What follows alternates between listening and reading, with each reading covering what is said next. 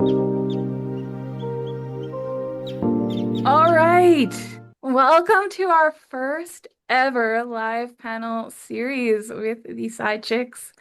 And I'm really excited to be doing the first one. But as you guys know, with things you do for the first time, it's also kind of a dress rehearsal. It's also kind of a test run. So bear with us because this is new to all of us. But what is not new to all of us is sharing our wisdom and our expertise in the various, immense, diverse metaphysical world. The word metaphysical is really the top, and there's so many branches and streams that kind of spins off into. So the common thing we all share is we all believe in it, and we are all excited to dive in, I hope. So, this evening's topic is all about clearing scarcity and opening to abundance. And the reason why this is a great topic to do a panel on is because a lot of us know about manifesting. A lot of us have learned our information from various sources. It's very eclectic, and people's perspectives and views on it may differ.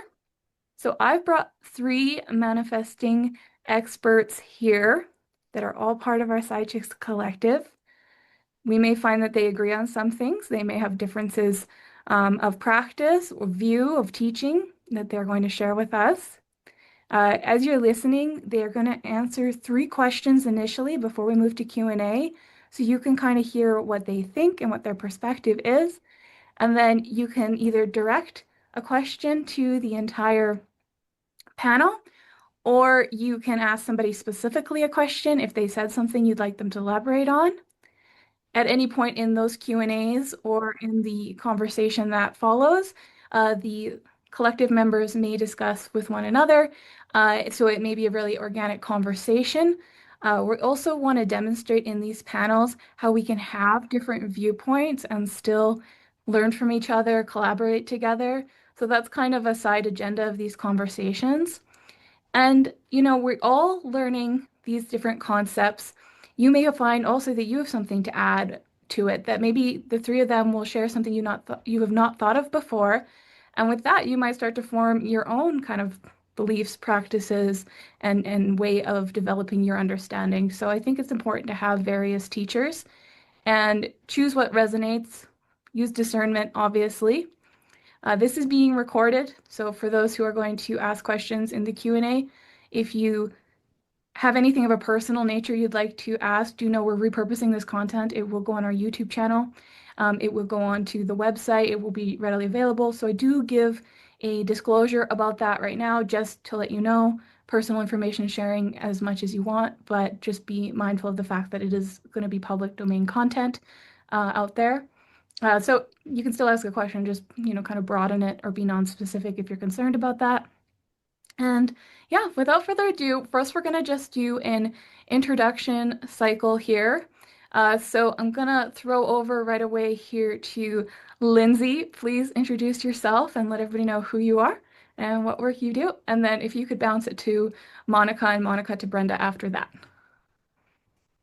Hi, everyone. I'm Lindsay. And so, after myself being in a period of scarcity and lack and all the things, I broke through, broke free from that. And I now help women reclaim their energy, their power, and purpose so that they can manifest the life and business that their soul came here to create because we're all meant to live a beautifully abundant life.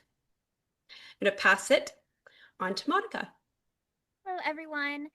So I like to call myself like an OG manifester. I've been manifesting stuff since I was a little kid, and so what I've started to do is help women, specifically those of us in the spiritual realm, create abundant AF lives. Whether that's through mindset work, manifestation, marketing, because I do have a background in business and marketing. And yeah, I just love seeing people be able to embrace part of themselves and have these like really abundant lives and just seeing their success really makes me happy. And I'm going to pass it along to Brenda. Hi, I'm Brenda Olson, and I have actually built my mentorship programs around healing the scarcity wound. It is part of our wound that we bring in, and I have modeled my work after that as that is part of my life mission to actually work on that self-worth wound, which is tied to the scarcity. So that's back to you, Brandy. Amazing. I'm gonna just leave you guys featured there.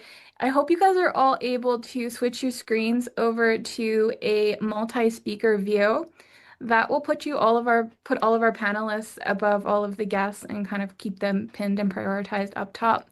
If you're on a desktop, you'll find that up in the right-hand corner. If you're on a phone, you're kind of on your own. I have no idea how to get it to switch view, but I hope that your view is showing you your speakers at this time. That might be something we have to figure out how to resource people on. So I will guide us through these questions, kind of act as the moderator this evening. So the very first question, and there's so much to say on this one, uh, panelists, please be mindful. We're not going to set a time limit on speaking, but if you feel like you've been speaking a very long time, then try to bounce it to the next person and we'll just see how that goes. And the very first question I have for you three is, what is the root cause of a scarcity mindset? So please, let's start with Lindsay. What do you think about that? Oh, I don't think I could say that there's like one specific cause, because we can all kind of have a lot of differing spaces that put us into that scarcity or that lack mindset.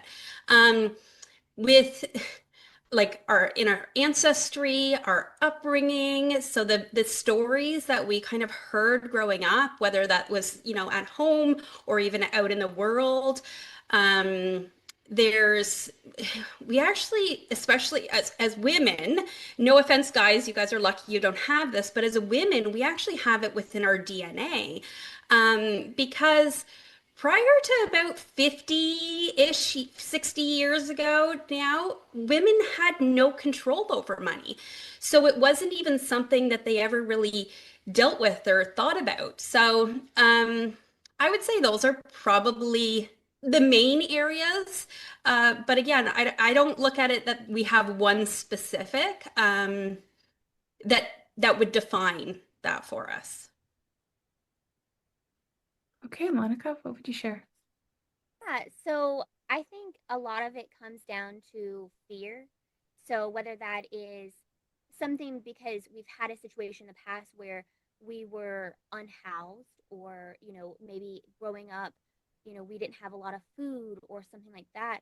And so it's fear of a past event repeating itself, or it's because of the stories that we've told ourselves or the stories that other people have told ourselves. So, for example, if you have, enough money and you're okay, but everybody kept telling you all along the way, you're bad with money, you're bad with money, you're always going to end up like, so and so who, never has any money for anything and you can't get ahead, you're never going to get ahead, you're always going to live like this.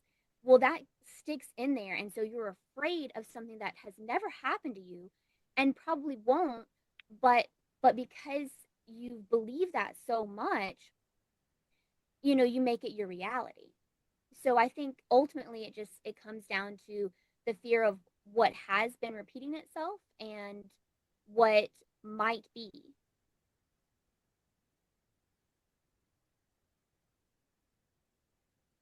Okay, Brenda. Hey, for me, I will say definitely I agree with Lindsay about it being ancestral and generational. A lot of time that shows up actually in your Chiron, in your birth chart, is a great way to start a, an arrow pointing towards it. Chiron is a key symbol, and my guide's really strong that that is a key. And that's normally the area that you have low self-worth in, lack in some area. And as you tend to look at your pattern, you can find and trace back to even where you have that in your body. because our body stores everything. So you can actually find the wound and tap into your body and you can find it. Everybody has that ability. Thank you, Brenda. So our next question is, and this is your personal opinion on this, what is the best method to work on a scarcity wound? So what do you believe is most effective and why it's the most effective process? And we'll start with you, Lindsay.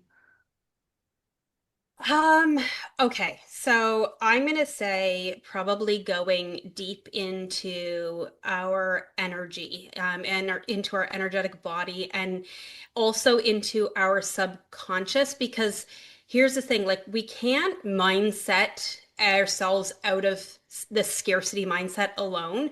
Um, because our mind's never going to override our body. And so if our body doesn't feel that safety, if the nervous system is dysregulated, all of that, it's not going to matter how many affirmations, again, positive mindset or anything like that that we do.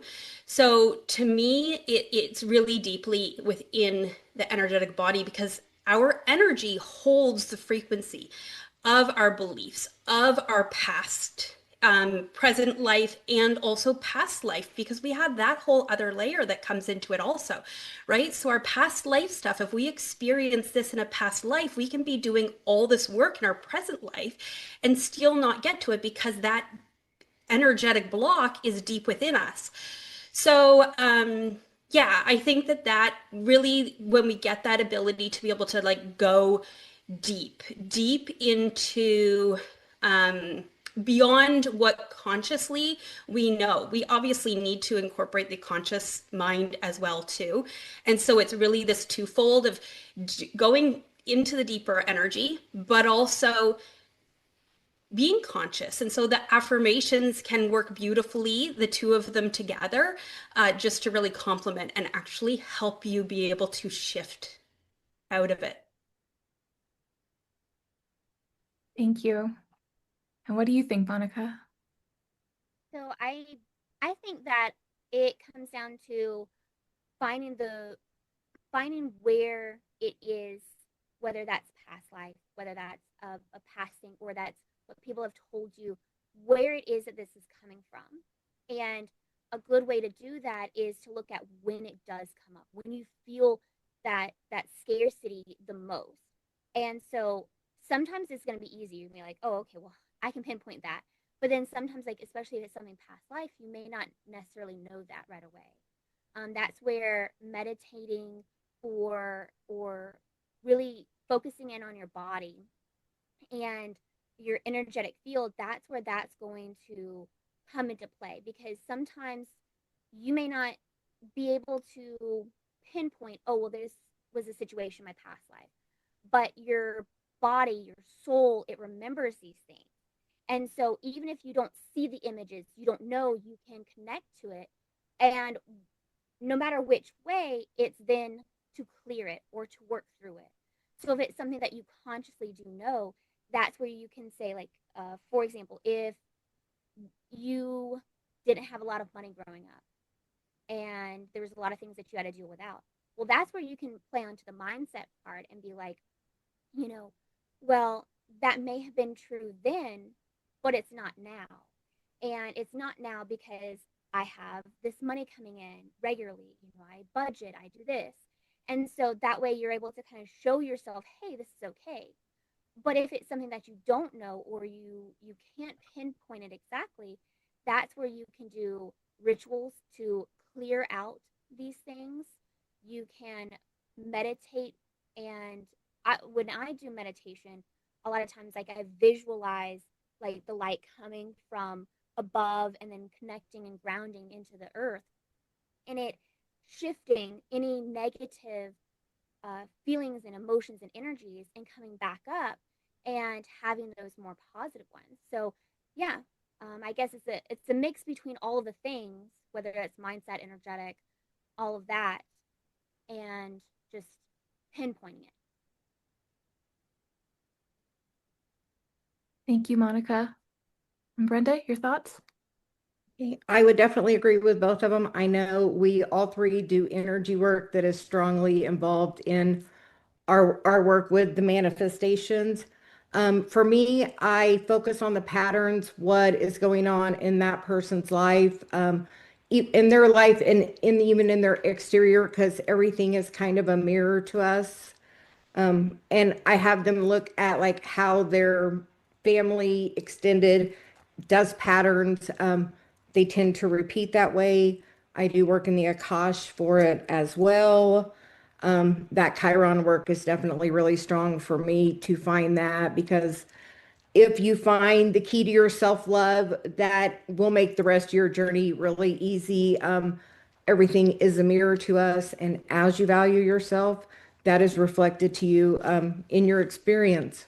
If you are a small business owner looking to get in front of an audience of curious seekers, then the PsyChicks Collective might be the perfect fit for you. You'll be listed on our directory website and featured in all of our collective advertising efforts. Through our website, we provide aligned client matchmaking.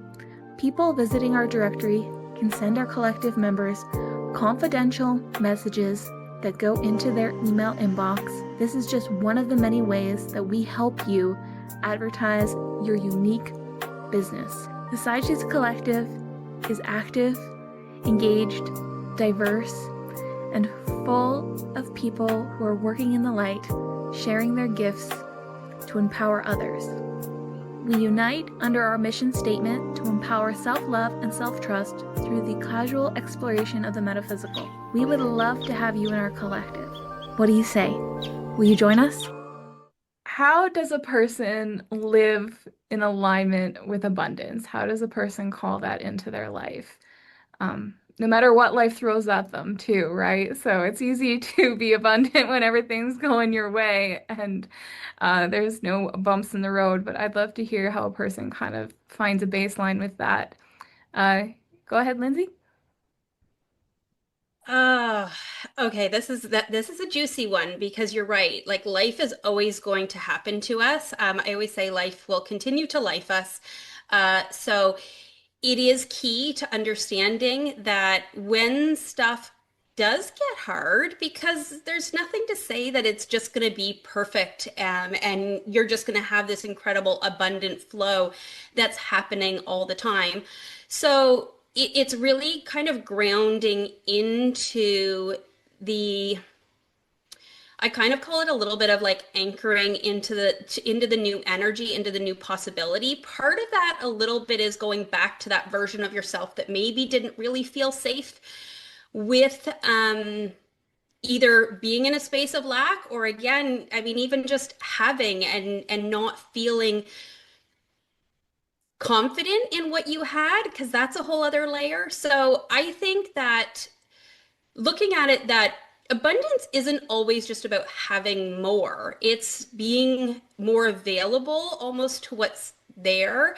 It's seeing it in the unusual places because, well, there, abundance is so much more also than just money. So maybe you might be in a space where money isn't flowing the same, but you have tons of time and you're really just enjoying that aspect of your life, or maybe your health is really, incredible, or your life is just full of so much beauty and joy, right? And so it's focusing in the areas where that abundance is flowing, if it's not flowing as much as you'd want in some other areas, because that helps amplify that abundance. So you see it kind of more. You can look at where maybe you're struggling to try to create it because sometimes we're trying to force and we're not meant to. Like we're meant to remember that our soul chose to come and experience this beautiful life and all the abundance that it brings with it. So if you're not feeling like you're living in that, touching back tapping back into that version of you that knows that you can have it. So, you know, it's not all about chasing money. Sometimes we have to open ourselves up to that capacity to hold the money. And so we can have times where maybe we get money. I mean, you see it all the time. You see it happen. People win the lottery and then like 2 years later, they've lost it all. Like they won millions and they lost it all. And you think, how could that happen? Right. Or you have these professional athletes who are making tons of money, but they get injured super early on. And then all of a sudden now they have no money. Right. And so really that capacity, we need to, open up the capacity to be able to hold it. So, yeah. And then I guess probably the last thing is to notice if maybe if you're like living in survival mode, which we often get into, right? Especially when life is happening around us. It's just this constant cycle. So, once you start to clear the scarcity, realize that you still may have triggers that come up. Things might, again, are still going to happen. Life is still going to happen. So, just reminding yourself as much as you can, especially when it doesn't seem like life is flowing, abundance is flowing with you, but just tapping back into remembering that, like, you are source. You're the source of it. You've always been the source of it. So, when you align back with that energy, you allow that scarcity to dissolve and safety starts to return again. Because, like, really, that's what it all comes down to, right? I mean, wherever that scarcity came at some point in our life, we felt it because we felt we were not safe, in our life, in our place, where we lived, with putting food on the table, right? With all of the stuff that money ultimately allows us to have. So, yeah, I think it's just really allowing yourself the space to open up to that state of safety for abundance and for the flow and everything like that. And then the more that you do that, the more that your energy will start to shift from that scarcity. And even when life will happen and you may have something that comes up, and all of a sudden an unexpected bill or something big hits and you're like, oh my gosh, then you can kind of, there's that little bit because you work so hard to shift, there's that little bit that just settles fairly easily and you can kind of ride through it. Your nervous system doesn't go into extreme fight and flight right away. Thank you for that answer.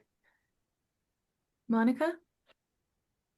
So I believe that the if I could pick one tip, it would be to show gratitude every day, all day, multiple times a day, as much gratitude as you can. And there's there's a bunch of different reasons for this. So gratitude is a very high vibrational feeling. So when you are vibrating at a higher frequency, then you can attract more things like attracts life, right? So that is definitely one of the things. Also, if you do believe in some sort of um, higher power or divine being or anything like that, you can kind of think of it like a child, right? So if the child is always like, oh, I don't have enough. Oh, I want this. I want that. I want this. I want that. And is never grateful for the things that they already have, then why would the parent want to give that child more stuff? More stuff that's above the basic needs, They wouldn't. They'd be like, "No, you're ungrateful. Like, why am I going to do that?" And so I feel like it's a very similar um, type of situation there. If you show, hey, thank you so much for all of these things, then, whatever is out there is more willing to give you those things if you believe in something like that.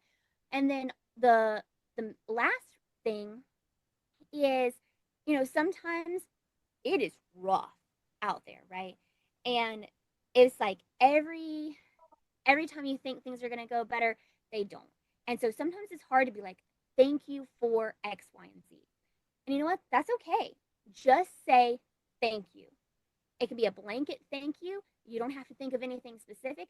I notice sometimes I start to get into that scarcity mode where like I start to feel anxious or I'm like, oh, how is this and this and this? And then I just stop and I say thank you like 5 times in my head and I feel better.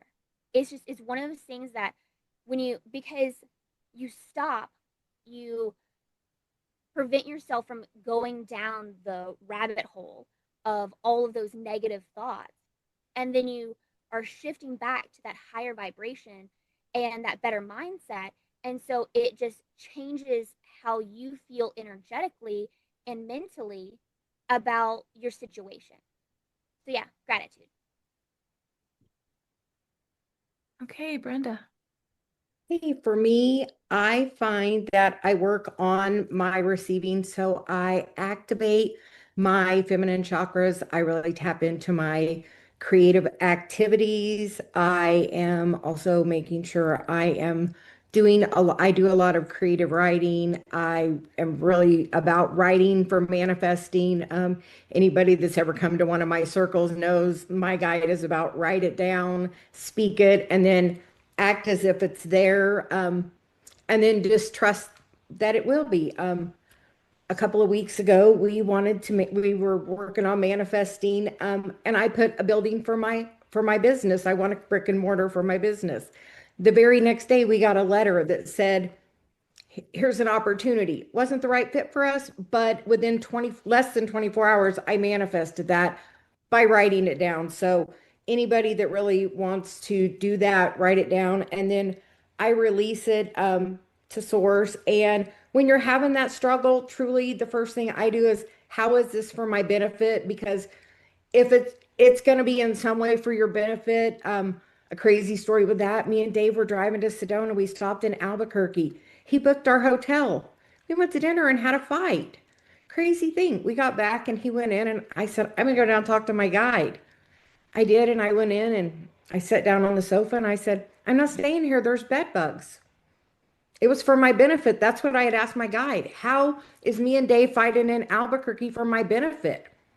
I just trusted. I went in and literally, and there were bed bugs, and we did go get a nicer hotel, just by following that guidance instead of taking bed bugs to Sedona.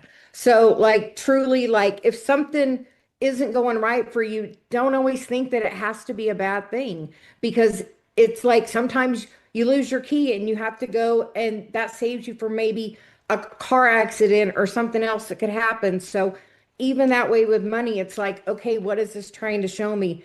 And normally it's trying to show you you're not in the receiving mode. Like, you're normally we're in that root chakra and you're not open. So the first action you can take is to, whatever creative expression you do, tap into that. And that is the thing, like, I do cards. So the first thing I do, if I pick up my cards, that's a quick thing to put me in alignment with that feminine energy, because that's receiving. So any meditating or any of your spiritual practices, that's all receiving too. So tap into whatever you do. And that really opens things up when you open that sacral chakra. So Thank you.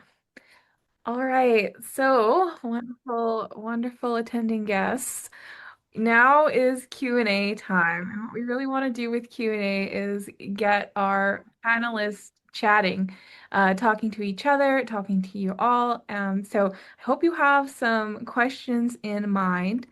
Now, to prevent this from being chaos, we have a hand raising button on Zoom. Okay, so you should see raise your hand. That is there. If you are going to ask a question and you don't want to speak, you can also use the chat. I am monitoring the chat now. We are getting a request to increase Monica's audio. Has that been done? So I'm looking at the chat now for the first time. So I'm just taking a look at the chat here. So you can type your questions in there as well, and I, as moderator, will just read them and say who they're from. But if you would like to speak directly to our panelists, you can use that hand raise option, and then I will ask you to unmute. And so there'll be a prompt that will come up asking you to unmute, and then you'll be able to speak to them. So just be collecting your questions right now. Uh, while we look for some engagement from the audience here, did any of you have anything to ask each other? Any like thing you want to share? Anybody said anything that you wanted to kind of elaborate on or celebrate? Anything like that?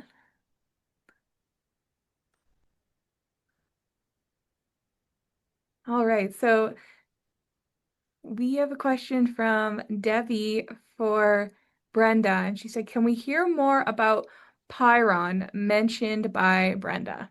Yeah, tell us about that. Um, It is Chiron. It's Chiron, and it is the key symbol on your birth chart, and it is a key. And my guide says that's really important because we don't do things by accident. Um, it is the wound you came in with. It's in a house and it's in a sign. So you look at your house and your sign, and that kind of gives you a clue. And you look at the natural rulers of that house. Like, for example, my Chiron is in Aries in my third house. Aries is where Chiron actually currently is right now. So we also have a collective Chiron wound. And it's in Aries. So everybody doing inner child work know that that's what that's about. Um, Next July, it moves into Taurus. So then we get to really focus on our self-worth. So manifesting should go crazy next year, by the way. So you look at your wound, and mine's in my third house, and third house is about communication and it's about siblings. So, ironically, that my wound is about communication, but as a child, it was. For my wedding gift, Dave bought me a flute so I could do breath work. He didn't know that was my wound at the time.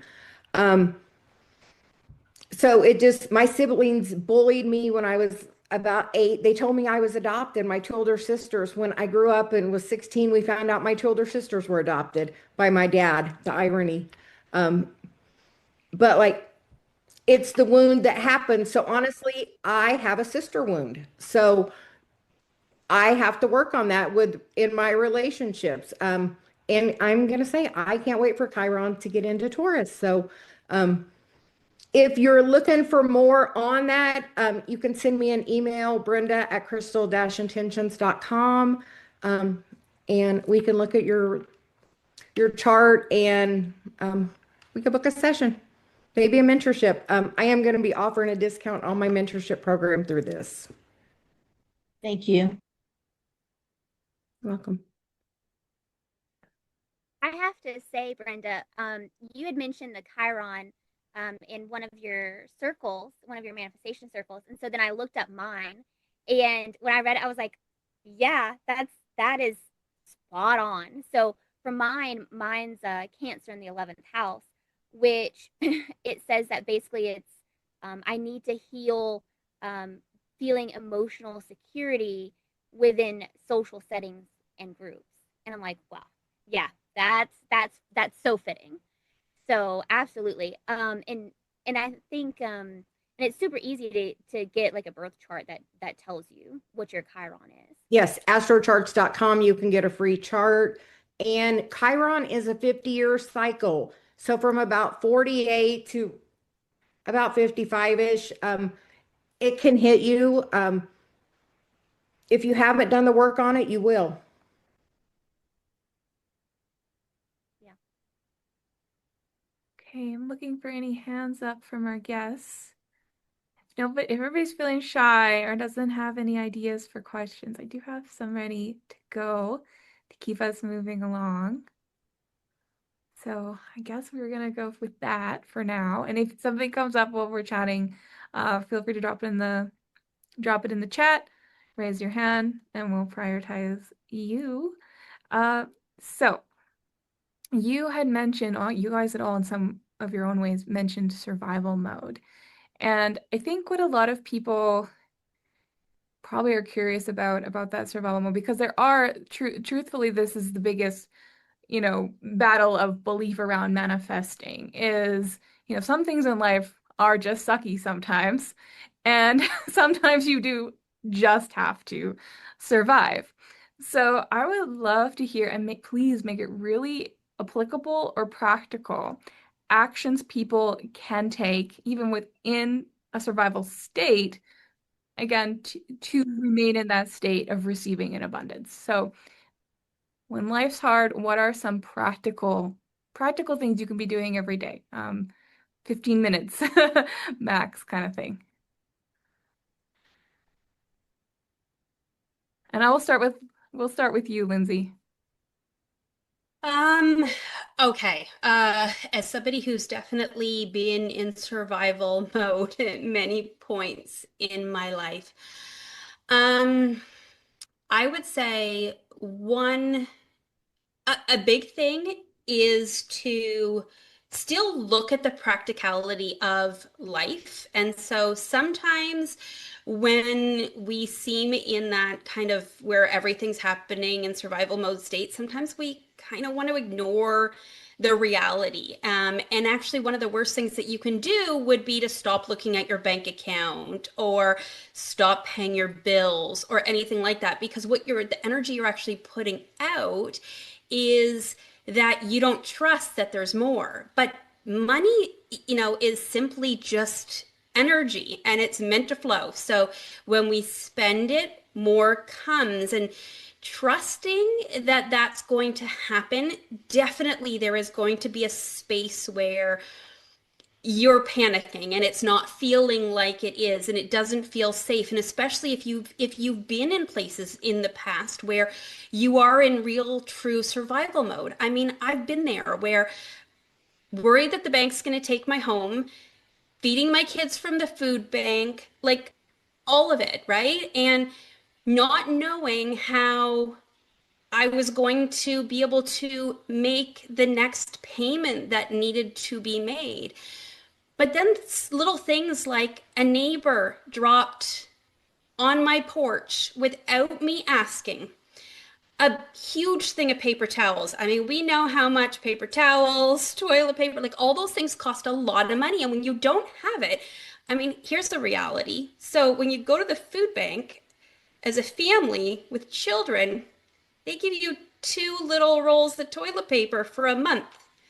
You tell me how long that's going to last you, right? So to have that dropped, oh, like it felt like you won the lottery. But my neighbor, so she dropped that and she dropped like meats. She went to the grocery store and bought huge family size things. And that right there was just this moment of, I'm stressing about all this, and this is what the universe, through somebody who knew how much I needed, gave. People will, without you even asking, and that was the big thing for me, is that realizing that beauty comes, and the flow and the support will come in different ways. Quite often we think that it has to be, okay, I have to make X number of dollars to be able to do this, to be able to do that. But sometimes it just comes in an indirect way. And so being open also to how stuff might flow in is another, I think, big one as well too. That's probably the big that I mean, again, I've been in the place where had nothing. So I know, like, I know what it's like, and it's hard. And I also want to kind of give that piece to, it's okay when things are hard. It's okay when it feels like nothing is going right and it feels like you have no idea how you're going to be able to, again, maybe it's pay a bill or whatever. Like, that we're life still happens. And you may even get yourself to an amazing space, and then something happens that throws you kind of back into that old state. As you grow and as you expand and as you do the work, and all the levels that we've all discussed here, when you do that, you allow yourself to go into that, like back into that panic state again, and not kind of stay there for as long. Like you can kind of see the way out again. But when you're really in it, like it's okay to be in it when you need to be in it, but also to know that there is help and support out there, whether or not that's actually like working with somebody. But if you're in that space where you have no idea how you're going to pay your next bill, you're not going to have the money but there's other ways. Like there's other ways. So just Yeah, I think that that's probably enough from me. I do want to give you an opportunity to come back to the question before we move on, because I think one of the things is you shared the ideas around these practical ways to kind of affect the mindset. But what does that look like if a person's like, okay, I'm going to dedicate, I'm in survival mode, but I'm fully invested in my manifesting. I want to spend, like I said, 15 minutes a day. What would be the things, the action steps that you would say, okay, if you're sitting down and you're going to journal, really, what should that journal focus be? Or if you are going to do a self-care activity, what would that be? Let's give some actual like here's a really hot list of things to do so that our audience can like write those down and go try those out. Do you got anything like that, Lindsay? Okay, so simply look at where you can bring in luxury into your life because luxury is kind of a little bit of that energy of abundance. It's the opposite of scarcity. Now, I mean, I know myself, it's immediately you think to yourself, but it could be a bath, right? It could be if you don't have a bathtub, that's okay. You can have like a beautiful warm shower and just if you've got essential oils, you can put a drop in and just infuse the shower with you. But if you don't worry about it. Just hot water and allowing that to like go over your body. If you've got a beautiful cream you like, utilizing that. Lighting a candle. If you have a candle in your home or some incense or something that you love, like lighting that and just kind of basking in that. Quite often, we don't realize it could be cuddling with a warm fuzzy blanket. It could be putting on your like favorite sweater and just making a your favorite tea or something like that, like just some little thing that brings you kind of back to that space of again of luxury. With regards to journaling, you know here again, it's the mindset that's really hard, right? Because the mindset's one aspect of it, but the deep is the other. So there's so much more to embodiment. Like I often tell my clients that like your mindset's like the doorway, but the embodiment is the home you build once you walk through it. So these little practices, and again, maybe it's that you can only pay half of a bill, but being grateful that you paid half that bill. It could be finding a dime on the ground. Be grateful because that dime, the energy of that dime is no different than the energy of $10 million. In energetics, it's all the same thing. So it's those little bits and things, when we're in that space and it feels you can think that you need that big, but maybe it's just looking at, taking a few minutes each day to just look at where you have something, like Monica had said before, the gratitude, right? Like where can you be grateful that maybe you don't have the money to pay the bills that you have coming up, but you've got beautiful food in your fridge. And so being grateful for that food and then really enjoying when you make yourself a meal. Like it's those little practical steps that you can do where you embody more of that energy. Thank you. All right, your turn, Monica. Same question. What are some to do? What's the to-do list?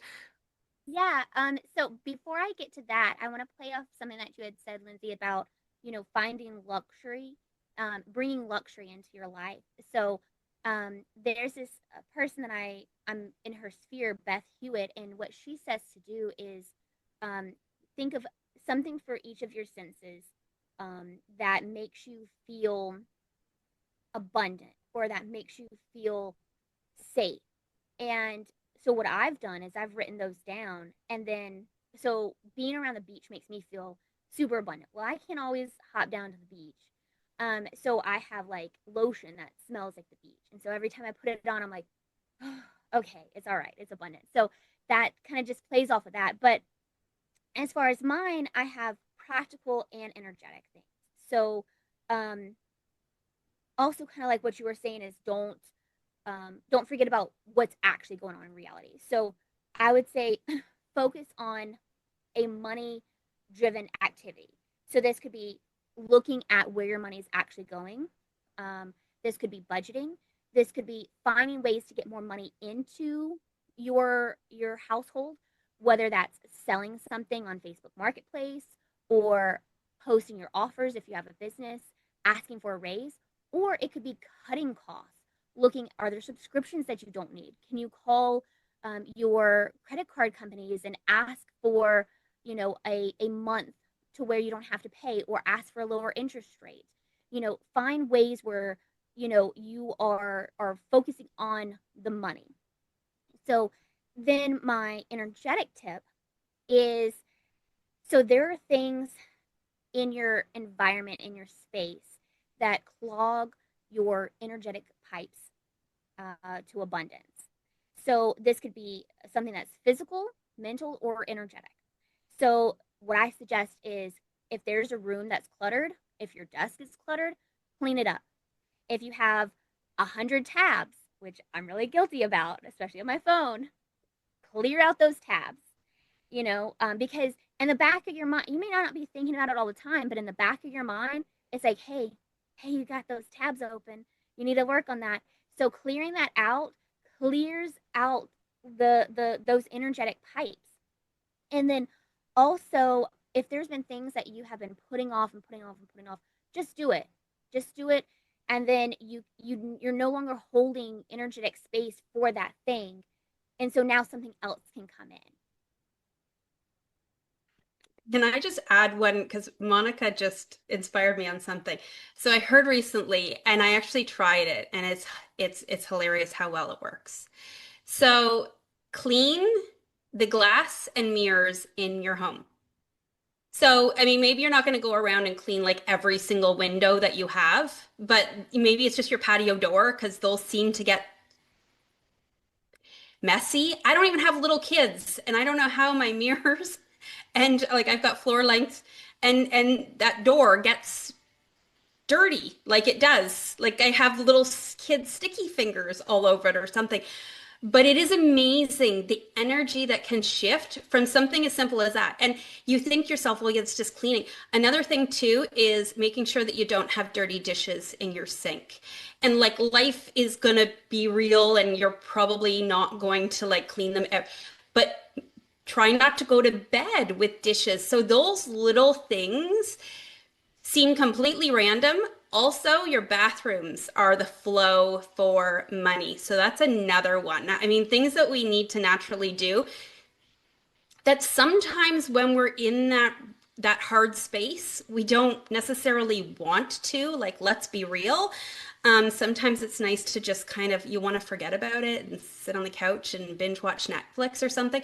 But by doing some of those basic household tasks can actually shift. So, but if you're looking for the simplest, like clean your mirrors, clean a window, clean both, and see what happens. Awesome. Okay, Brenda, I want to hear your hot to-do list. My hot to-do list. My first thing is anything that takes less than 2 minutes, I do. That's I awesome. don't like, it's going to take me longer to put it on my list than to do it. So I automatically do it. Most scarcity is tied to time. Everybody is in lack of time. I'm going to hurry up and go to the bathroom. We always think there is not enough time. So if you can really take even 15 minutes to really just savor time and savor the people in your life, with that gratitude can really do so much for you. Also, take one small action step towards something that's a big thing. If you want to write a book and you can't write the whole book and the chapter's too much, and write a sentence, like write one thing, like take one small step, and that gets you some momentum. Also, movement of your body. Music is pretty free. And if you put some music on and dance, I know Brandy is a fan of dancing. So if you do some dancing, that is always a really good thing. Breath work to recenter yourself is something that's key. You can do it in, a few rounds of box breathing. You can recenter yourself. One of my key things I talk to almost everybody about is your definitions of what's your definition of financial, responsibility, or what is your definition of abundance? I recently asked in the group, what is your definition of wealth? And there was a vast thing of people just wanting to pay their bills to, anything you want. Dave and I looked at a house yesterday on Zillow. It was $5 million. In Sedona, we can't really afford $5 million, but that house had a fireplace in it and it had a water feature. And Dave's sound studio has that. So you know what we're doing tomorrow? We're gonna move in here and act as if. So like take one small step towards acting as if that thing is in your life, because truly like that's how you bring things in. You have to put it out there and really just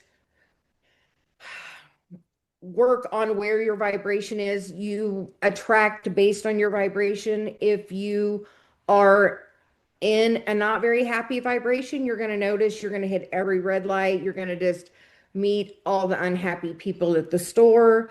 And if you, I mean, before I go into a store, I make sure where my vibration is. And I even know before I get there because I expect front row parking when I'm in alignment. So if I'm not parking up front, I know I need to even take a minute and look where I'm at, because I don't want to walk in there not happy, because then I'm going to attract every not happy person, because we are magnets and you attract it where you vibrate. So that breath work, guided meditation is super good. Can't recommend that enough. And focus on the abundance that is around you. Sometimes I have Dave count trees. Count blades of grass if you think there's not enough. Here, you think there's not enough, hold your breath. I bet you're going to notice there's an abundance of air. Like there's so much abundance all around us. Like truly, everywhere you look, there's abundance. You just have to be focused in that direction. So you have to check where your frequency is.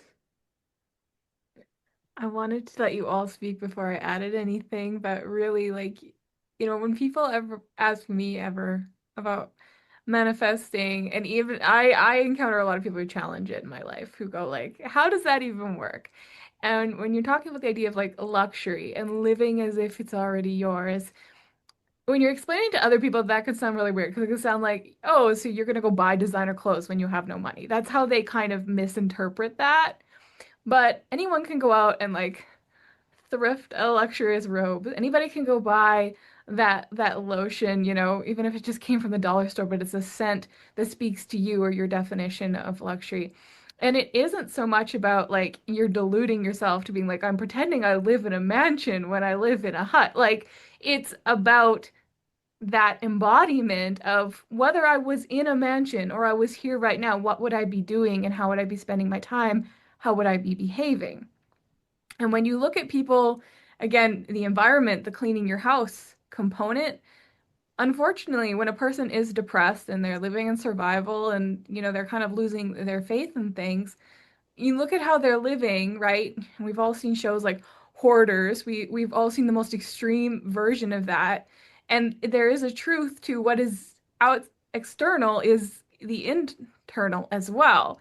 And if you're having that conversation with the universe, the first thing you want to say is, no, that's not what I want, right? So if your house is piling up and things are out of control and your dishes aren't clean and again, you're not taking care of yourself, you're not showering, you're not buying clothes that make you feel good, you're not taking care of yourself. All of that's part of that conversation with the universe. That's what you are saying basically about yourself, what you believe you're worthy of. So it can be really practical and really simple. And it's not about like obtaining things to manifest things or, booking a vacation that you don't know how to pay for, which I've seen that advice given. Sometimes those things are really extreme, and there's some extreme advice out there that is, in my opinion, a little bit dangerous to suggest when you're dealing with people who are struggling. But those are meant to be accelerated techniques because if you do that kind of thing, you're going to get some fire under your butt to go like create that income to pay for that. So that's what they're trying to communicate when they say that. But when you say things like that to people who are in survival mode, it can be misinterpreted because they're thinking about a physical, not a feeling. Um, I kind of just wanted to summarize everything you guys were saying and back it up because it's really good. And My next question then, and you guys kind of touched on this, and I'm excited to come back to it, unless we have any audience participation, any hands up. We've got like 11 of you, and you're all being shy tonight. This is your opportunity to ask the experts. So my next question, I'm still watching for your guys' comments. My next question for you guys to share on is, what is the role of other people in the manifesting process? Whether that's your kids, your husband, the people you encounter at the grocery store, like Brenda mentioned, all of that. What's the role of other people, in your opinion, in this process? Lindsay? Oh, this one's big. So I'm not like I'm gonna only be able to scratch the surface because I mean ultimately, so let's see, what's gonna be like the biggest points to this? Um, so other people's thoughts and opinions do play into ourselves and our energy and our ability to manifest and everything like that. So I'm just going to give an example. At one point, I had said something to my mom, and she was like, "Oh, but," like it was the immediate but. I was like, "Oh." And then I found every single time I had a conversation with her, it was just all this negative, this negative, this negative, this lack, this lack, this lack. And my mom is not hard done by at all in any way. And I think to myself, why are you living this way? Why are you holding these beliefs and everything? And I actually had to tell her. So the kids and I, we had gone to Florida earlier on this year. My mom has a place down there, and they were there, and it was kind of a last minute thing. We ended up getting a deal, blah, blah, blah. We went. And while we were there, so the stock market, all this stuff had been happening because of the stuff in the US and just this trickle of all the things. And every morning she got up and she was on her computer and she was looking at that and she was looking at the news and it was just nonstop to the point that even my stepdad had said like he just tunes her out. But I actually had to say to her one of the days, because here's the thing is I was in a space where stuff was not flowing for me. And I was a little bit, struggling, especially I had gone through a period where, yeah, the advice of, well, live like you're in the end. Yeah, that's only so practical because you're not going to move into the $5 million home if you're not able to afford to pay that, right? Like we have to work our way up. So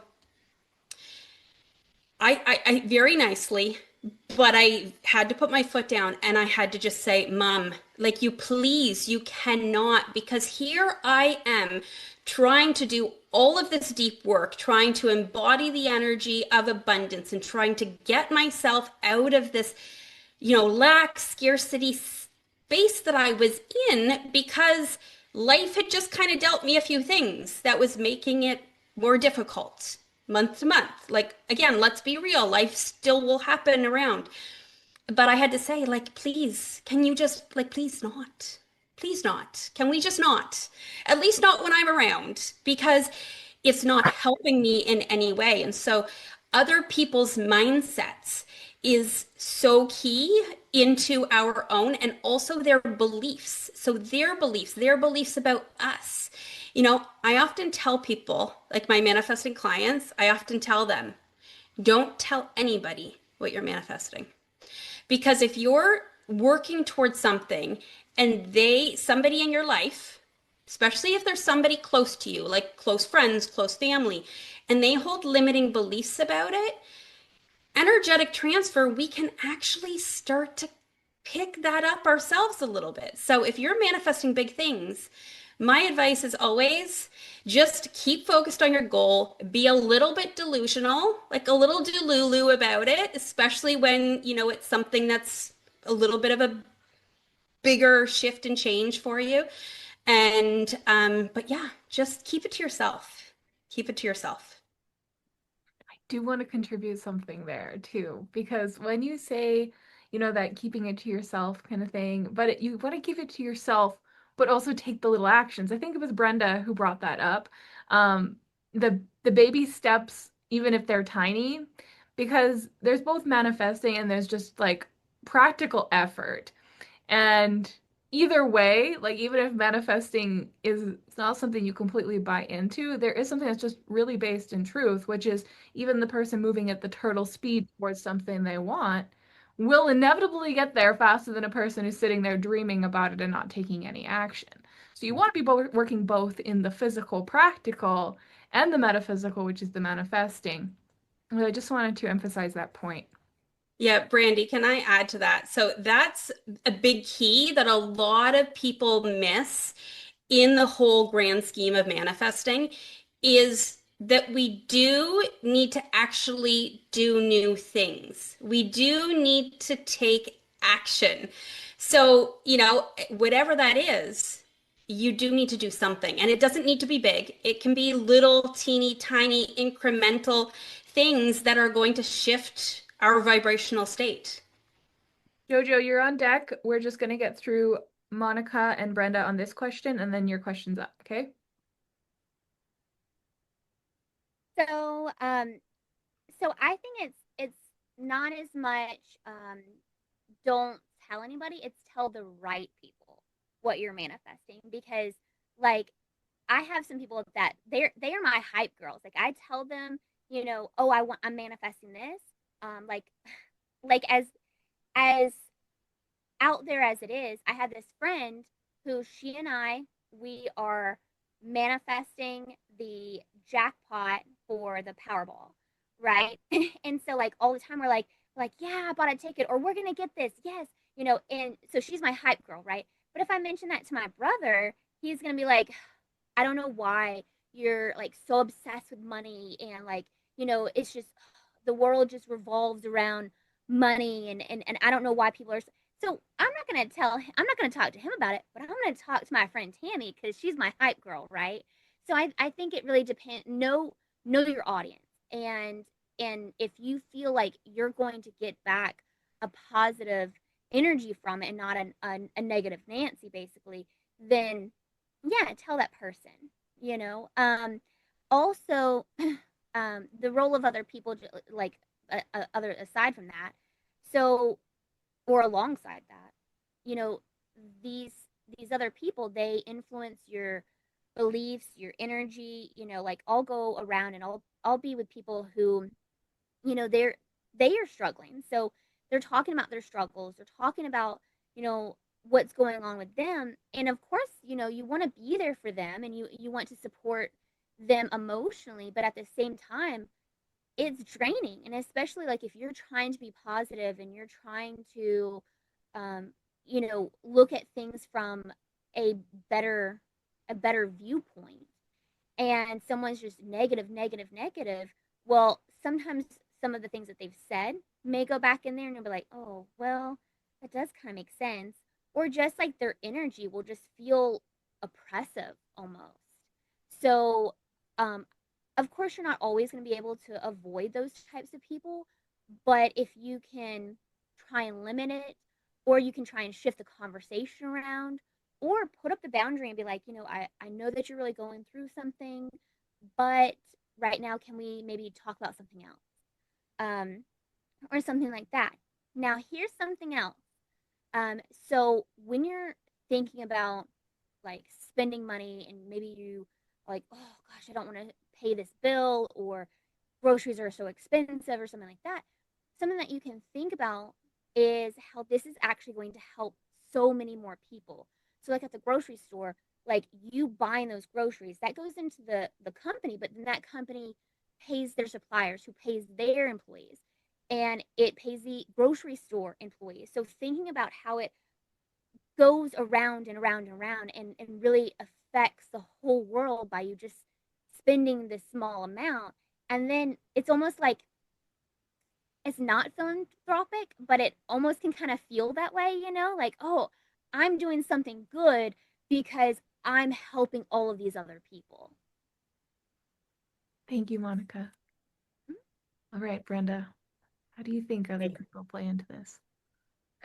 I think other people can play a big role in it. I like to manifest in a group of like-minded people because I believe they can help amplify your manifestation. If they are not of that same vibration and they have other limiting beliefs, I feel like they can definitely affect your manifestation, especially if you live with that person, or in close proximity, work with them. So yes, I agree with Lindsay. Don't tell that person.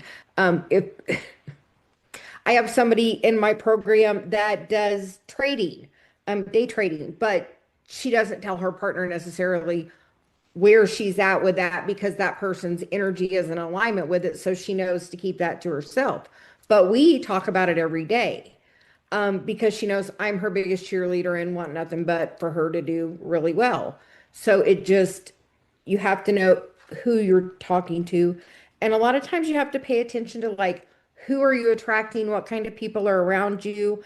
And kind of see where you're kind of vibrationally at. If you're, if somebody's not in frequency alignment with you, they're going to be repelled. They're not going to want to call you. They're going to want to be away from you. They're going to be annoyed by you. So if you're being happy and you are annoying somebody, great job. Know that, come back when you're happier. Truly, my husband will come in here, and if he's not in a happy vibration, I tell him he's got a couple of choices. Either he can go fix his vibration, or if he stays, I'm going to join him in beating up on himself. So he gets to pick where he's at. So he normally goes and fixes himself, because we don't want that. But I'm like, I can just see when he's as he's so I can, because we can see people's energy. So I can like definitely see that. A lot of people have a limiting belief of you have to work hard for everything you get. And if you haven't worked hard for it, it's not worth having. Some people have those kind of limiting beliefs, or, I take one step forward and go two steps back. My guide has a really good thing of that. Instead, we go two steps forward and one step back. We just have a different dance. I don't like to dance like everybody else. So, anybody that wants to learn a new dance, try that one, going ahead instead of going that direction. And know that when you're around somebody for a long period of time, normally he with the lowest vibration wins, unfortunately. And if you try to bring that person to your vibration, is the quickest way to get to theirs. So mind your own energy. That's very real. And I wanted, before we get to JoJo's question, I do want to say, like, scarcity can also be scarcity or lack of the right people, right? So this is one of the kind of underlying reasons why I started PsyChicks and why it's a casual community. But when it's a casual community, it still means we're bringing together like-minded people who generally, and we all have different views, different, spiritual practices and whatnot. But we all generally believe that these things are possible.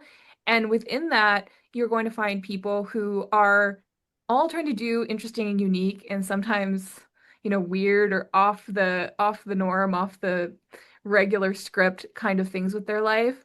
So having something like the PsyChicks Collective where you're just energetically with and around other people who it's not weird if one of their goals is to write a book or have a successful course or, blow up their YouTube channel or build their mailing list or, but really most of those goals are motivated by a higher desire to be of service in some way or share something that they're very passionate about because it's made a massive difference in their life or use their gifts in a way that's going to serve and help and heal others.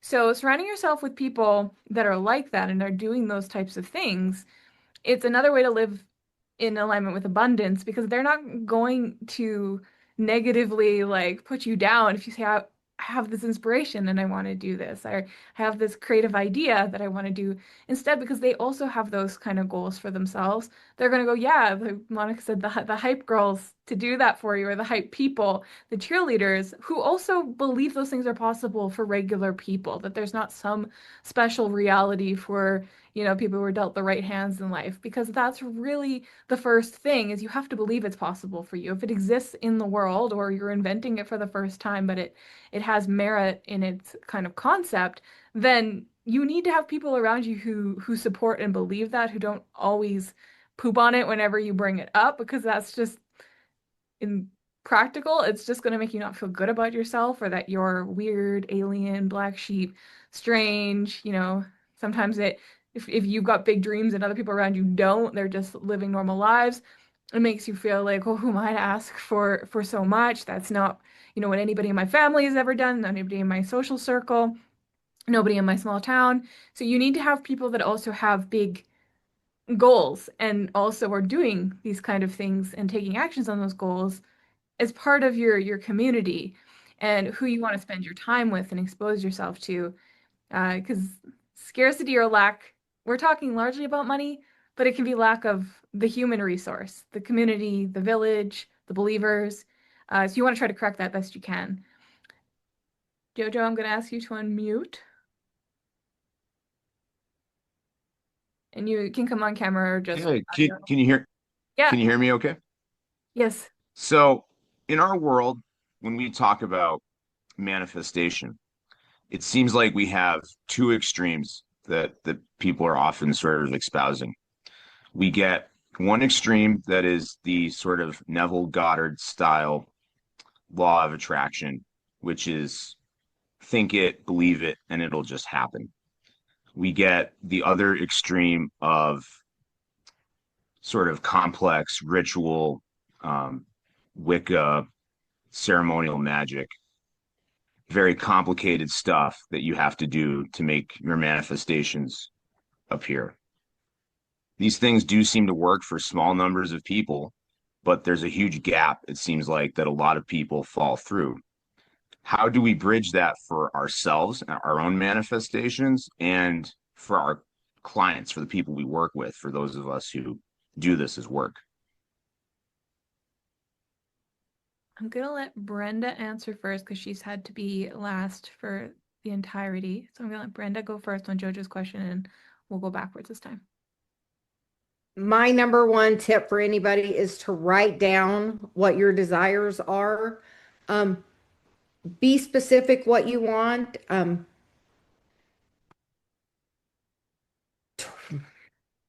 I do I incorporate a lot of different parts of that. Like I write it down and I also do a manifesting circle, but that's to help other people also plant that seed as I feel like it amplifies that. But truly writing something down is the best way to manifest. That is the most successful thing I've had with all of my mentorship clients is when they take that time to write it down. I recently had somebody manifest a car by writing it down. So truly, that is my number one tip for anybody. If you want to have your clients do that, date it, go back, and have them, be able to see what they've written down and the experience. I wrote a list for a manifestation that says my perfect partner. I'll tell you, it's 2 pages. I was married 19 years. I was single for 7. I knew what I did and didn't want. I'll tell you, I'm married to that list. Maybe he's not that all day, every day, but overall and in general, he is that list. I wrote that list in 2016. It took 5 years for him to show up. But it happened in the right time.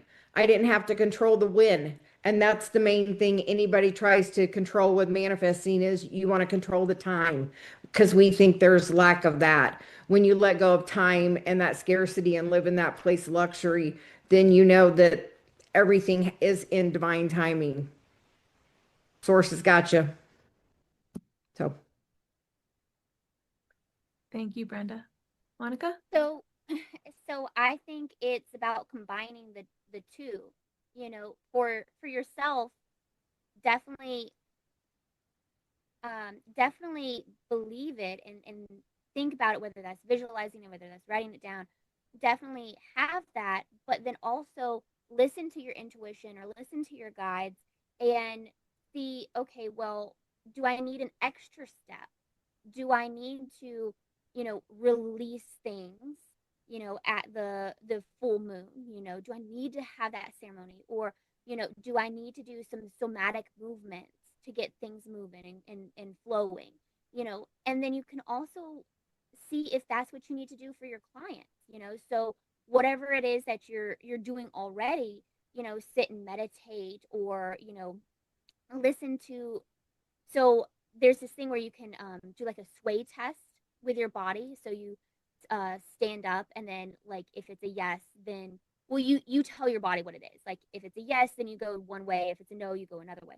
So you can do like a sway test, or a pendulum, or whatever it is to tell you, what direction you need to take your clients. If you need to do a ritual, or if you need to just focus on practical, or whatever it is, or if it's something simple like they just need to have that reassurance, whether that's from you or whether that's from the guides or cards or things like that. So I think it's a mix of having the traditional way of manifesting a law of attraction, and then also playing into what you feel like you should do or you should help them do.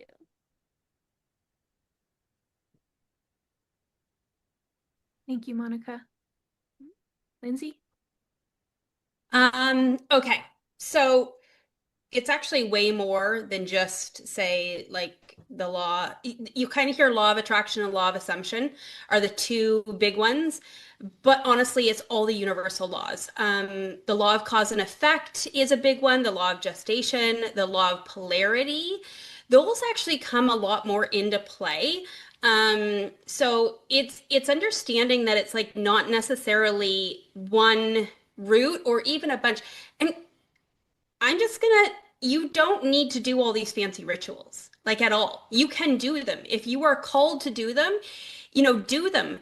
But if you're sitting there and like, you hear that it's the powerful manifesting, it's the 1111 a portal, or it's a new moon, or sometimes it's a full moon and you should manifest with that full moon, but not with this one, or this new moon and not with that one, and you're like, I can't keep up with it. Don't worry about it. If you're not feeling called to utilize any of that energy, you are not missing out. If you don't make your moon water, or you don't put your intention on a piece of, like on a bay leaf, and if you don't have all your, abundance manifesting crystals around you, if you don't charge your crystals with the full moon, like if you miss out on any of those things, you do not need to worry. Because again, all the universal laws, but simply all we have to do is just shift our vibrational state, take new actions, that all guiding us towards what it is that we want. So figure out what it is that you truly want, set that strong intention, write it down, right? And then you're going to be guided. The universe, God, source, everything, because we are co-creating. We are always, always co-creating. So if you feel like you're alone, you are not. But when you set that really strong, firm intention, you are going to have these steps and these things that are going to start to pop up, that are going to start to guide you towards it. So, yeah. But I just want you, like, you do not need to follow just one thing only. Follow what your soul's called towards. Because, like, all of the work that I do is around that we don't all manifest the same way. And that was a big one for me to realize, that certain methods and techniques that I was learning, that I was trying, that I was doing, was actually blocking my manifestations. So it's, we innately know, but simply put, like, all you're doing is shifting vibrationally. That's it. What you have in your life right now is aligned to who you are right now. And when you set your intentions and you want new things, the steps are going to unfold and you're going to get to where it is that you want to go, from A to B. That's it. It's not complicated. As much as people want to make it super complicated, I think that the three of us have really shown that it's not complicated. I have to mention that, Jojo, you had mentioned that like there are tons of rituals, right, that are out there, and that really any expert could present a ritual and say, this is what, do this dance under the full moon and light this candle and chant this thing.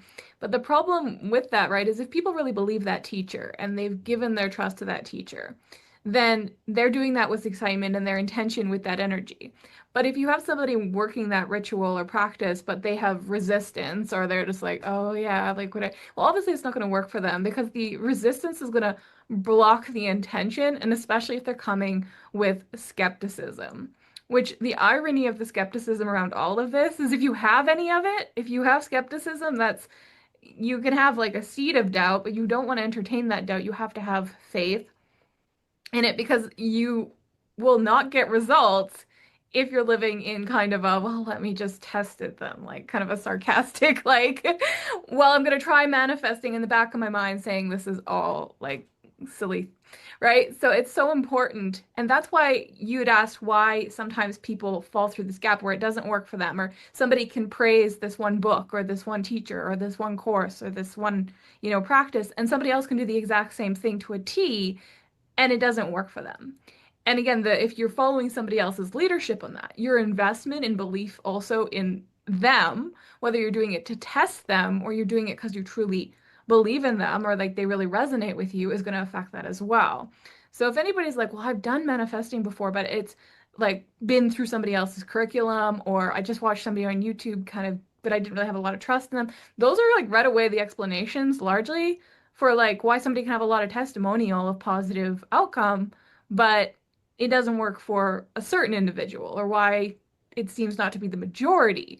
Um, so I wanted to add that because that's a very common thing. And then you may go, well, then nobody's concept, or there's nobody out there who can teach me this. Well, it's got to be somebody, if you are going to get to the point where you're like, I'm going to work with somebody on this because you have a big goal, it has to be somebody who you resonate with, and also who you trust, and who you will like follow kind of their advice, but also that teacher, because we also want to make sure we're like finding teachers that are like taking care of us in the right way, that that teacher has enough openness that if they're giving a very specific thing that they do that's not working for them, that they're also open to work with you to find an adaptation so that you can be in that space of actually having the right intention and energy behind it. So do anybody else have any questions for us? Well, we're near wrapping up. I do have one more question for you ladies this evening on the panel. So we talked about what role other people play in it, and we also talked about some practical steps.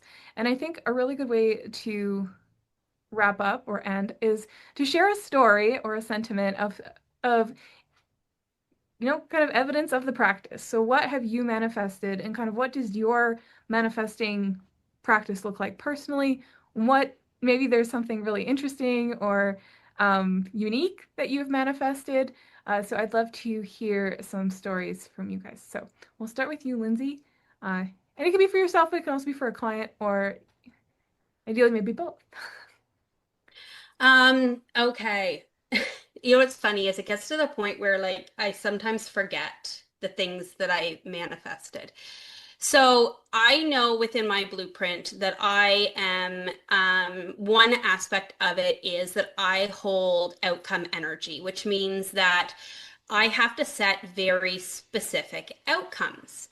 And years ago, I created, and I actually, oh, I should have put it into the resource for this, but I created oh, my phone's in night mode. I'm like, how do I make it come out at night? I was going to show. So essentially, I created this template that you could go into in Canva and put all of your pictures in and whatnot. So years and years ago, I needed a car.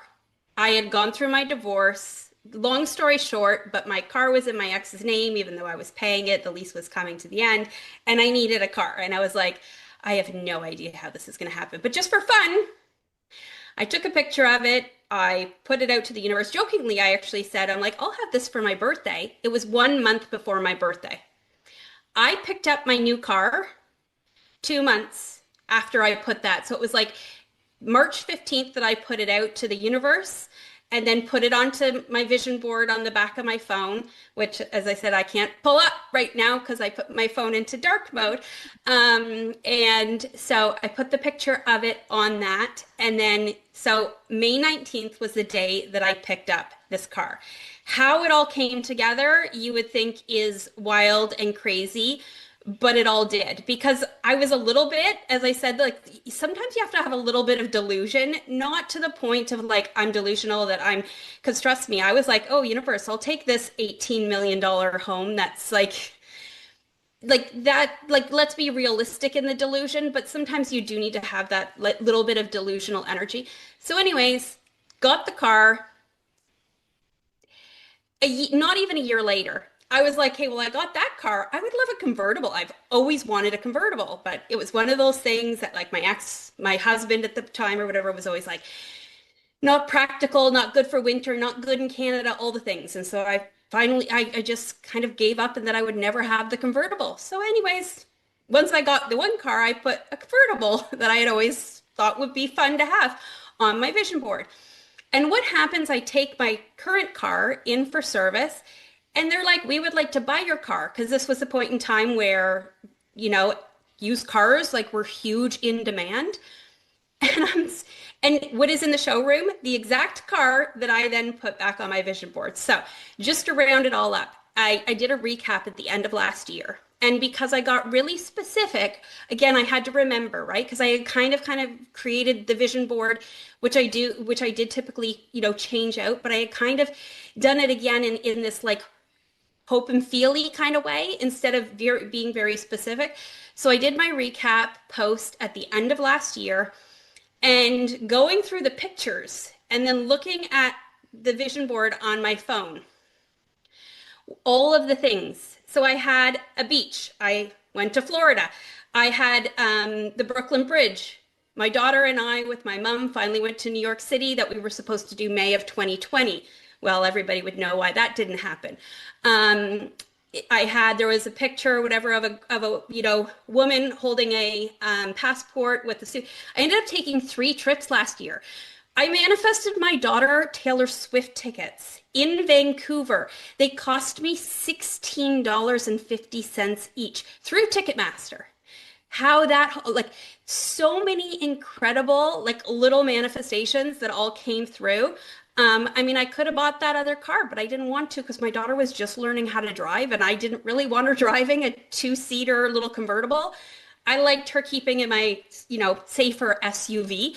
And so, but yeah, 90% of the things all the pictures of all the things that I was very specific about and put on my vision board all came true last year. And the ones that didn't were the ones that, again, were more kind of wishy-feely. But again, because I know that I hold outcome energy, I need to be very specific. And like that car that I put that month before my birthday jokingly and said, Universe, I'll have this for my birthday. I didn't get it from that dealership because they were $150 more a month, which was insane. And I was never going to pay that. I got it from a different dealership, but the car looked identical. And knowing that my energy, I have to be very, very specific. And so when I do that, then like crazy things like this that even surprise me. Like I do this work and it still surprises me at times. So hopefully that just gives people inspiration as well too. Before we move on, I want to talk about the specification thing because we think about this is a great metaphor for it, right? So imagine God, source, universe, however you want to describe it, is like he's got all these children on the world. They're all praying for things, they're all asking for things, they're all putting things on vision boards, right? Now, when my kids come in the kitchen and they're hungry, right? Now, when the first kid comes in and they're like, I'd like a granola bar, and they're very specific, it's like, okay, I know where the granola bar is. I'm gonna grab that, I'm gonna hand that to you. Now you're off my list. But when another kid comes in, they're like, I'm hungry. And they're like, well, I don't know. And they're like, well, what can I make? Oh, I don't know. Maybe this. Do we have this? And they're like, and it's like, okay. And then behind them, there's this other kid. And they're like, I know what I want.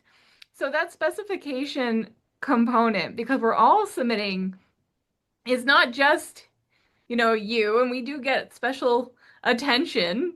But when you don't know, you're very much that child who comes in and sits around and goes, I'd like something. I don't know. What do you got? I don't know. Like that is just, it's impossible to deliver on. And if you're dealing with a person like that, if you're on the receiving end, whether you're a mother, or you have a employee or a client or another, you know what that's like. I can't help you solve a problem if I don't know what that problem is. I can't give you the thing you're asking for, like what you need, if you can't even define what it is that you need. We've all been in relationships with somebody like that. I'm sure we've all had that experience. So imagine now if you're the person doing that behavior and you're trying to manifest, but you're the one who's like, well, I don't know, anything would do. Anything that's better than what I currently have. I don't, again, it's impossible to get the outcome. So that's one way I like to think about it and why it's so important to get specific and to kind of have a little bit of discipline with yourself about that. It's like you can change your mind. You can also have it presented to you. Like you said, you had the car and then actually were like, actually, that was kind of like my, that was kind of like my little, like maybe like a wish, but I didn't really, when it was potentially there, your intuition kind of overrode that manifestation. But that's kind of the stuff that happens all the time when you're in that dialogue, is it's like, oh, really? Well, here it is then. Do you really want it? It starts to be more fun. It starts to be more playful. So I just thought of that and I I love that for you. So you didn't get the convertible, is what you said, right? I no, well, I could have, but I didn't You because didn't, yeah. again, I was like, I need to be practical. And then this, like, my daughter, I'm not having my daughter learn how to drive a car on that. Like, not, that's not practical. So, but I laugh about it because it happens so easily. Also, because I wasn't attached to it, right? Like, when we hold attachment, that's a whole other thing. But Brandy, I would just want to remind people too, like it's supposed to be fun, right? Like when you're manifesting things, please make it fun. And if it's not, just pull back because we can get so stressed out about it. Like, oh my gosh, I need this. And no. Monica says this has been a great panel. If I have questions, can I ask after?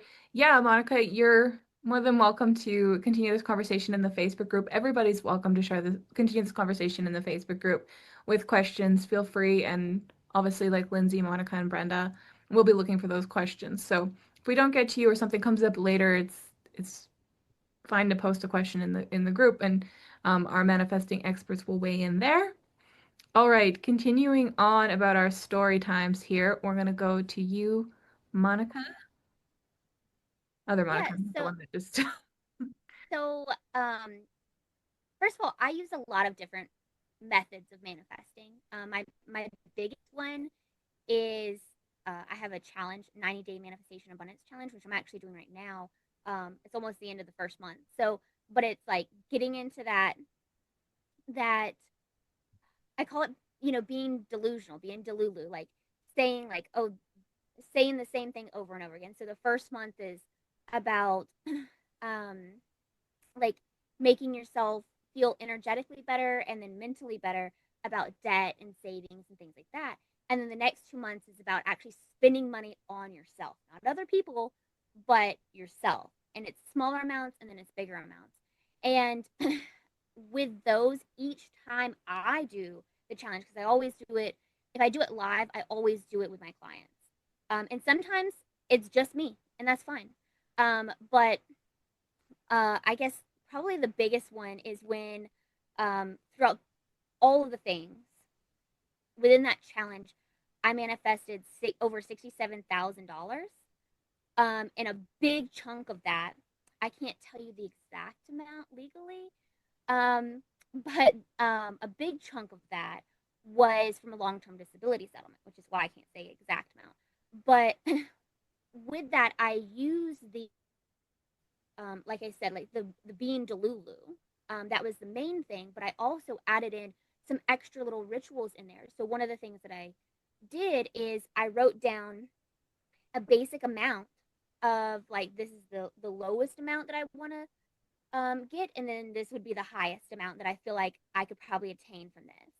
And I wrote it on a little piece of paper, and I folded it up, and I lit um, a light green candle like this. I don't know if you can see the color, and and I lit it, and then I poured some of the wax on the paper, and I put it underneath the candle, and I focused just on the amount, nothing else about it, just the amount.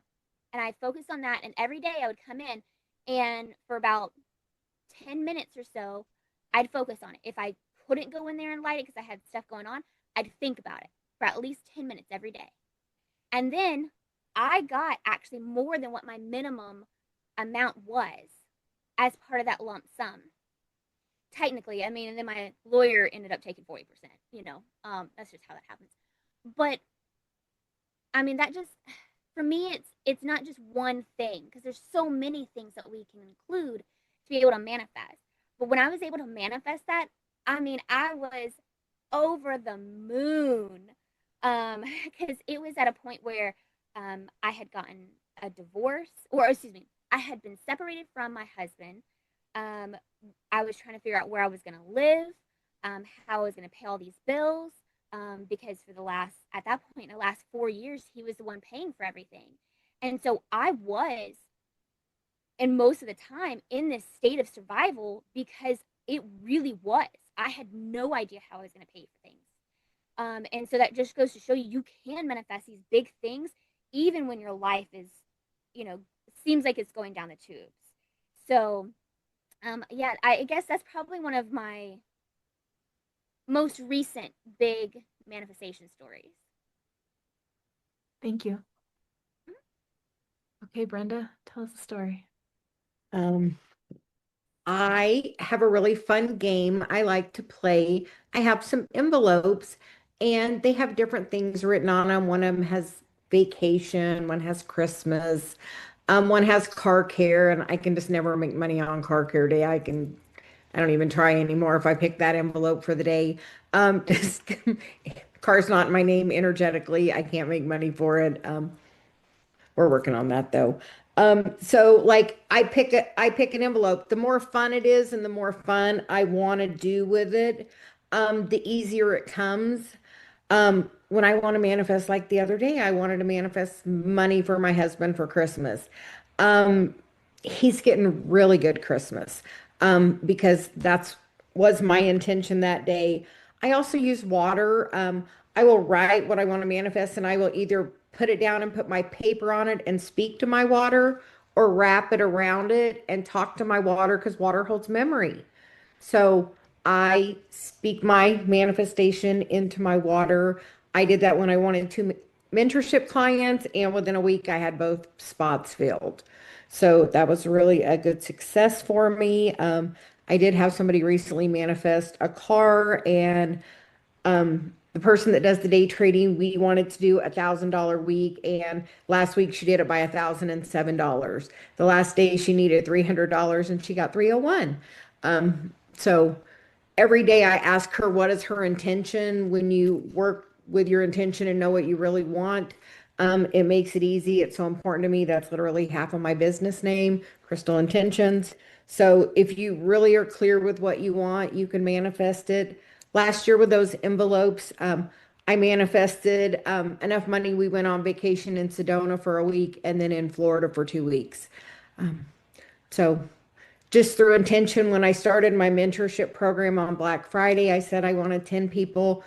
Before I went on vacation to Sedona, I had my 10 people. When you speak what you want, you get it. When I started my mentorship program, I told Source I wanted 10 weeks at least booked out on it all the time. I'm currently booked out halfway through January, just because I have that intention set that if I'm doing the work, I want my schedule filled. I also am a Taurus, so I don't always want my schedule filled. So I like leeway in there. But you can truly, we manifested a hot tub. We had fun with that one. We would stay at different places that had hot tubs and tried them out. So when we got our hot tub, it's got all the bells and whistles, and my favorite place to manifest, which is where I sit and I do savoring. Like if I manifest something, like you will get tired of hearing me talk about it because I'm going to savor every bit of that, because every 1 minute you savor, you get 10 more minutes of that in the future. So, celebrate your victories, share them with the people that will celebrate with you. If you don't have nobody to celebrate with, send me an email. I'll celebrate with anybody. I'm always happy when somebody manifests. Oh, I was muted. I love that so much. And that is like such wonderful advice, to be honest. It's celebrating, it's the playfulness, the dialogue. Like I said, it's so as we wrap up here, and thank you guys so much for contributing all of your wonderful answers and giving so much insight. And as we wrap up, This was really powerful because I am remembering through this, like, why I do what I do with Side Chicks, because it's pretty awesome to be here together, both with our guests as well as you all, and talking about the things that we all feel, that there's relevance in sharing and power in sharing to help others. And this is, in a way, a manifestation of one of my core desires that I had back in 2019 when I started SciChicks. So thank you so much, because just as Brenda was coming up, I just got that wave of like gratitude and joy and kind of, it's a creation that contains other people, not just me. And I remember when I was the only one thinking, well, wouldn't it be nice if? So thank you. And I'm so grateful for this. Thank you so much as well to our guests who have attended. You will be getting a follow-up email, and each of our panelists have put a little gift in there for you. So something that they have decided to offer as thank you for both the replay viewers, because this will be available on a replay if you want to watch again, want to share with somebody else. I ended up shutting the live stream off on the YouTube stream because when we were moving around a little bit, some of my live stream stuff got messed up, so it was a mess. But there will be an upload to YouTube, and future panels as we work out the kinks on the live streaming will be streamed. But to ask questions, you must register and attend. I'm going to allow each person to say thank you and goodbye for the evening. So please do stay for that. But I just want to add, we have another panel next Sunday. So the next Sunday panel is all about metaphysical business, integrity, and scaling. So I have three experts that don't just work with beginners who started their business yesterday, but help people with a foundation so that they can actually scale and grow to sustainable income. And it's going to be amazing. So please come to that if you're interested in learning how to do that. There's going to be a component of talking about the importance of integrity in that, because once you start to add more people to the mix of who you're working with, there's new concerns, and how you're developing your business, there's new concerns. So ethics and integrity, as well as just how to scale, will be the conversation next week. And yeah, let's throw it to Brenda first so she can say what she'd like to say and goodbye, and then we'll go Monica and then Lindsay. I would just like to say thank you, everyone, for joining, and thank you, Brandy, for hosting this event. It has been a delight to be in the first panel. I would like to invite anybody to my website, crystal-intentions.com. I am offering a 25% off for my mentorship for anyone that attended the panel or gets it in the replay. Thank you. I want to thank everybody who has joined us in the live or in the replay. Your support really means a lot. And thank you so much, Brandy, for allowing us to have these panels and to be able to show up. And Lindsay and Brenda, thank you for being great co-panelists. I really appreciate that. And you can find my stuff at busylifehealthywife.com. I am going to be changing the name eventually. I just haven't decided on it since I'm no longer a wife. Also, one of the things that you'll get in the follow-up email is going to be a resource of my favorite free manifestation resources. So check that out. And yeah, thank you guys. So like everybody else, thank you to everybody who has joined this live and also who watches the replay. And thank you to the rest of you ladies for doing this. It was nice. And I love getting all of our differing opinions, but also seeing how so much similarity between all of us. So you can reach me. My website, like how my name is there, is lindsaygrace.ca because I am Canadian. And so the same. I have a bunch of resources, and I'm actually going to add the link to my vision board phone screen background that you can customize yourself in Canva. So I will be adding that to it because why not? So, but there's a bunch of my different free resources in that, and a few other goodies and all that kind of stuff. So I've got that available to everybody. And yeah, if you've got questions, I love talking about all of this all the time. So you can, ask in the group, but, also you've got how to connect with me, whether it's through my website or through any of the resources or anything like that. So again, thank you so much to everybody. Thanks again, everyone. And just a reminder, the PsyChicks Collective website is not just a website. It is a directory listing of all of our collective members.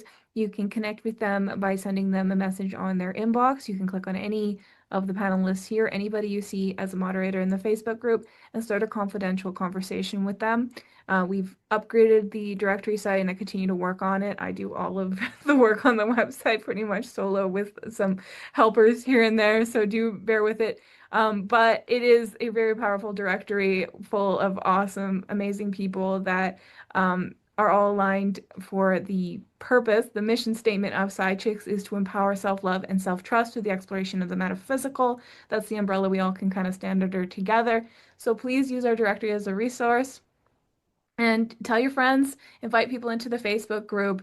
Those are some of the ways you can say thank you, even if you don't have any money to, buy things from the collective members and stuff. Sharing the Side Chicks Collective, sharing the Facebook group is the best way to say thank you. Invite 10 people you know who might enjoy what we are doing because maybe they will buy from any one of us and become a member of the community as well and benefit also from the information we are sharing. So thank you everybody for coming. Watch for that follow-up email and have a great Sunday evening. Go do something luxurious. Go do something that makes you feel rich, no matter what the numbers in your bank account. You guys have a great evening. Thank you so much.